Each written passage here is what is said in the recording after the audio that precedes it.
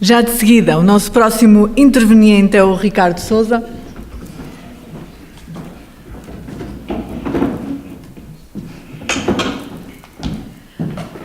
O Ricardo tem formação em Engenharia Florestal e é administrador da Forest Corte, um grupo especializado em exploração e valorização florestal. Sediado em Mansouros, Concelho de Aroca, presta sobretudo serviços fora do país, nomeadamente em França e em Espanha. Como representante desta indústria, falar-nos-á certamente das dificuldades e desafios que esta indústria enfrenta e na próxima comunicação, cujo tema é exploração florestal e valorização energética. Boa tarde a todos. Antes de mais, queria felicitar a organização por este evento que está neste momento a decorrer. Exploração florestal e valorização energética. Bem, a mim cabe-me, na parte que me cabe a mim de falar sobre este conteúdo, é que eu estou quase no fim da cadeia da exploração florestal ou da produção florestal, digamos assim. A Forest Corte é uma empresa que se dedica basicamente à exploração florestal e prestação de todos os serviços florestais, nomeadamente o corte, o abate, plantações da floresta, e também se dedicou bastante à parte da biomassa florestal. Eu vou fazer aqui algumas reflexões muito genéricas, a nível de que o entendimento que eu acho que deve haver no que toca à valorização energética dos produtos florestais, e depois também algumas reflexões. Eu começaria que a importância da biomassa para a redução do risco estrutural de incêndios florestais e para a produção energética. Foi para isto que me chamaram para falar sobre este assunto. E era importante falar em alguns tópicos que são muito que se referem, que são importantes para a gente falar sobre isto. A floresta ocupa mais de um terço do território nacional, constituindo um imenso recurso em termos energéticos, contribuindo para a redução substancial da dependência energética, de onde resultariam benefícios para a economia nacional. É um setor relevante para a recuperação económica nacional, pela sua capacidade de gerar riqueza, emprego e inverter a tendência do êxodo rural. Eu faço uma referência sobre esta parte, inverter a tendência do êxodo rural, que vou falar um bocadinho mais à frente, porque acho que é muito importante. A fileira florestal deve ser considerada uma área estratégica, como já foi falado aqui anteriormente, de interesse nacional, que merece um planeamento global, integrado a médio e longo prazo. Já sabemos que falar sobre floresta, e daí que se calhar as dificuldades que temos de afinar as políticas, é que isto realmente é muito difícil de fazer políticas a médio e longo prazo. Não estamos muito habituados, nós como portugueses.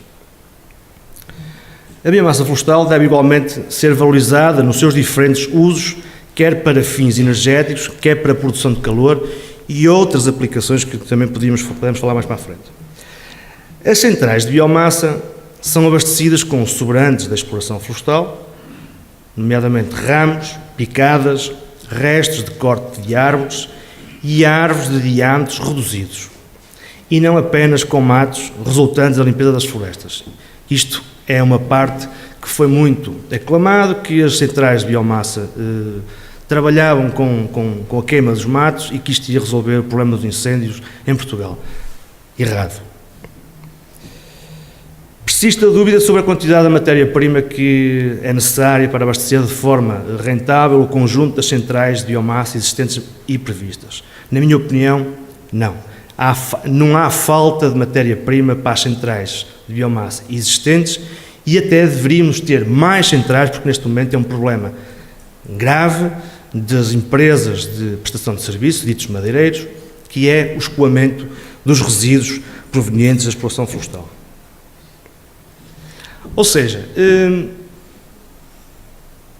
eu comecei por estes tópicos porque é muito importante perceber que, se não houver um mercado criado para escoar os resíduos florestais para valorização energética,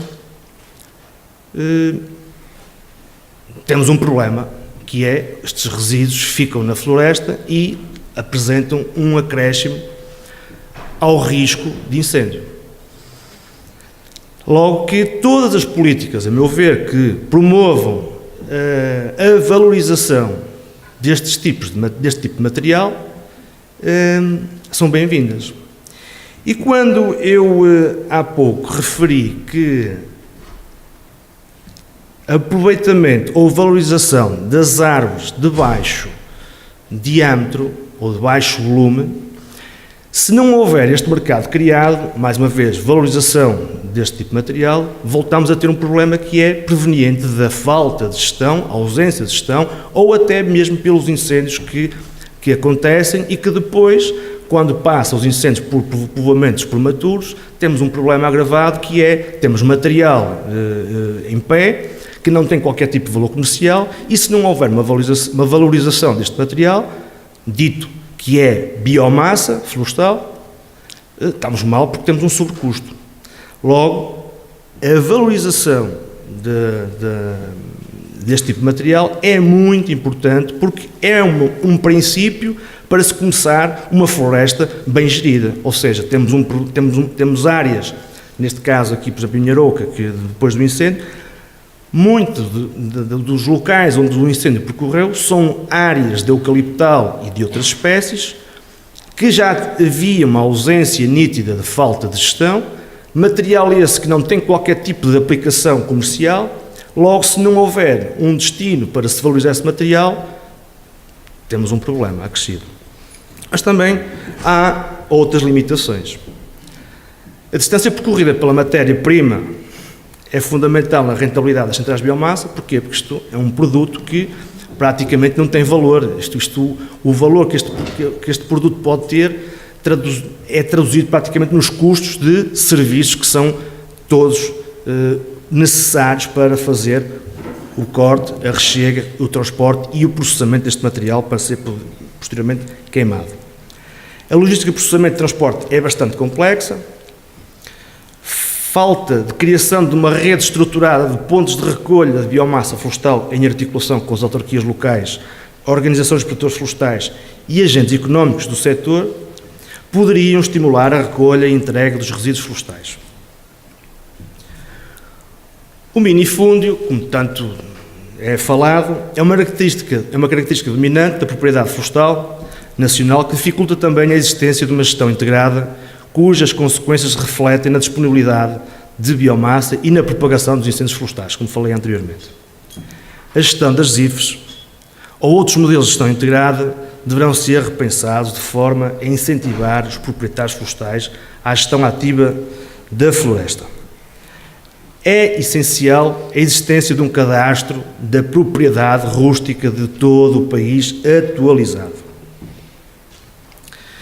Isto são tópicos genéricos que se pode dizer que podem ser utilizados ou pensados para nível nacional, mas eu queria pensar de uma forma mais local.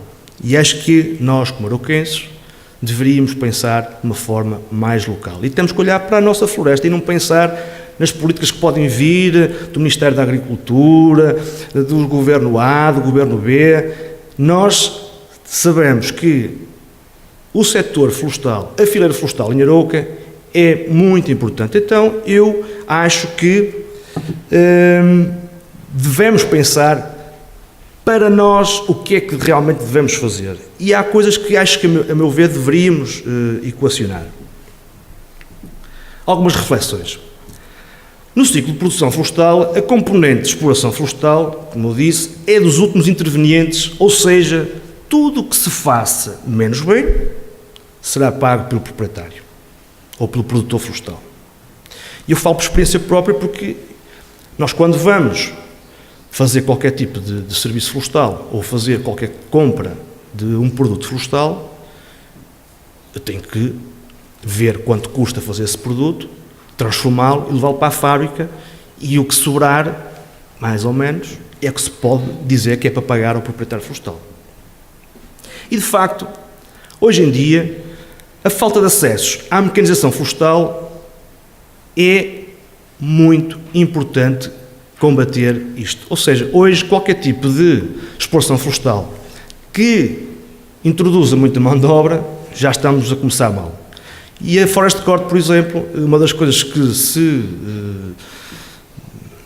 diferenciou dos outros operadores é que aposta muito na mecanização florestal, nos diferentes tipos de mecanização. E temos soluções para quase tudo. Inclusive, já temos soluções específicas para explorar cultivos energéticos, não em Portugal, mas em Espanha e em França, que é um pouco diferente de cortar madeira, exploração florestal normal.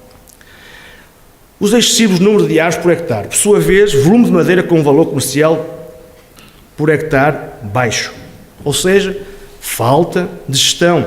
Ou seja, se nós temos muita densidade por hectare, obviamente vamos ter baixo volume de madeira. Se vamos ter baixo volume de madeira, vamos ter pouco dinheiro por hectare. Vamos ter um custo acrescido para cortar esse material. Logo, não pode ser remunerado como deve ser o proprietário, porque há um custo acrescido anormal para fazer esse tipo de material.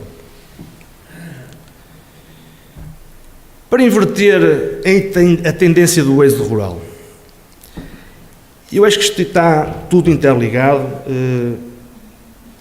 porque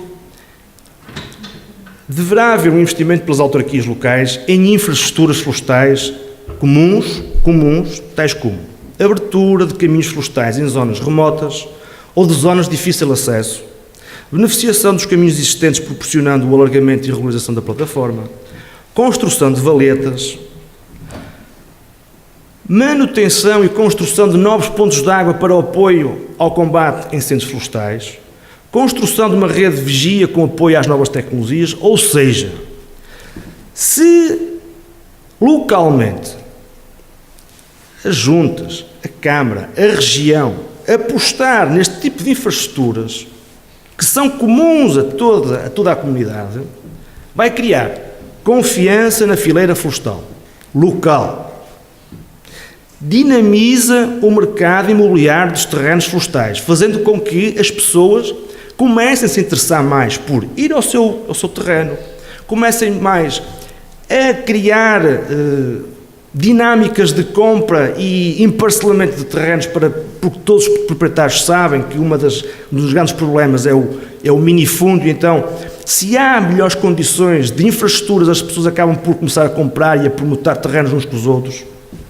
potencia o investimento local, como é óbvio, aumenta a economia de escala local e, como fim, potencia a gestão florestal, que é isso que todos nós queremos como operadores da fileira florestal, é que tomara eu que a minha empresa chegue a uma determinada propriedade florestal e que por hectare tenha 200 ou 300 toneladas para cortar, ou 400 toneladas.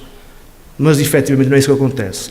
Na maioria das vezes, quando a minha empresa vai cortar de uma determinada propriedade, a média de produção destas propriedades são de 70, 80, 90, 120 metros cúbicos ou toneladas por hectare, o que é muito pouco. Daí que este esforço dos organismos locais de criar infraestruturas a nível global é muito importante para criar confiança e dinamizar a nossa floresta de Arouca, porque é isto que nós temos que falar. Da floresta de Arouca e isto não é assim tanto um investimento como se pensa. Beneficiar caminhos, criar pontos de água, isto não é assim nada de extraordinário. Obrigado.